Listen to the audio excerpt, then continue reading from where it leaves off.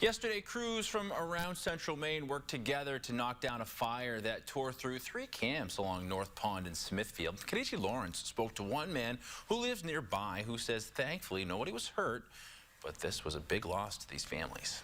You can still see smoke from the fire that destroyed 3 camps here in Smithfield Thursday.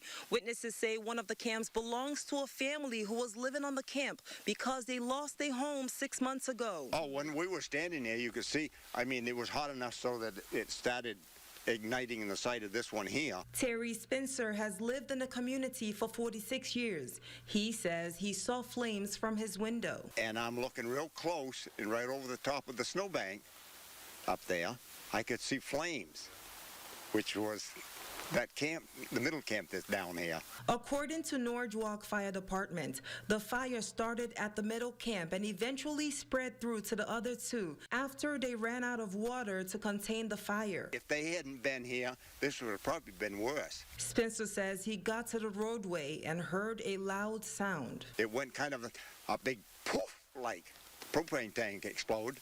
And the flames shot right up in the air, right up the top of the trees. This video was taken by one witness of the massive fire. The Smithfield Deputy Fire Chief says they had help from several fire departments across town and were there for over 5 hours, most of which was to contain the fire. He says they're not sure what caused the fire and the investigation is still ongoing. Meanwhile, Spencer says thankfully no one was hurt.